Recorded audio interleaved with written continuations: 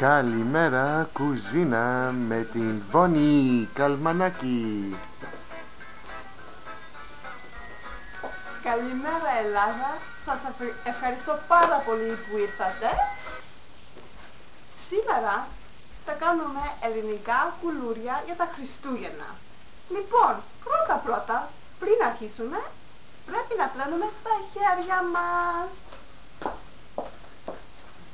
με ζεστό νερό και σαπούνι. Ρε παιδιά, τι παιχνίδι ήταν αυτό εσάς το βράδυ, Πάω, yay! Λοιπόν, πριν αρχίσουμε, να ξέρετε, για τα ελληνικά κουλούρια χρειάζεστε αλεύρι, αυγά, τα υπόλοιπα τα ξέρετε παιδιά, θα τα ξέρετε. Τώρα θα έρθουμε εδώ στο φούρνο να το ανοίξουμε.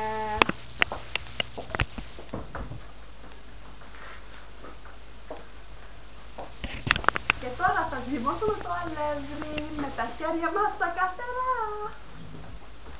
Μαλακό να γίνει.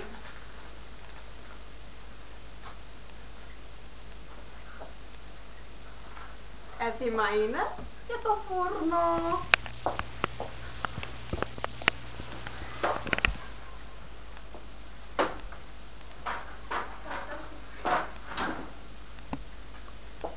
Και τώρα που έχετε ώρα, πάρε κανένα τηλέφωνο στην πετερά σας. Πες την άλλη να έρθει για καφεδάκι, φραπέ, να τα πείτε. Να περάσει η ώρα. Και μετά τα κουλούρια έτοιμα θα είναι.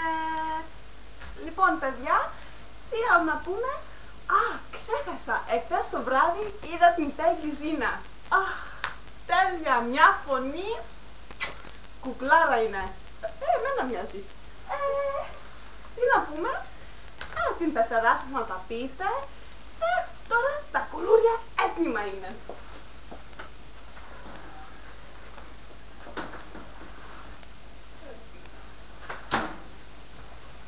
Τώρα να δει αυτά η πεθερά σας, παιδιά, θα τρελαθεί.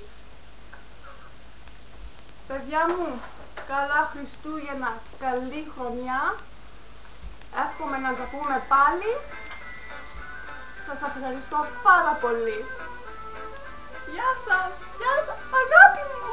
Ήρθες πάλι να με δεις. Και εσύ, μωράκι, κούκλα είμαι, το ξέρω παιδιά μου. Εύχομαι να σας δω αύριο το βράδυ. Θα σας κάνω ένα παστίτσο τέλειο και θα έχουμε όλα τσαρτζίκι.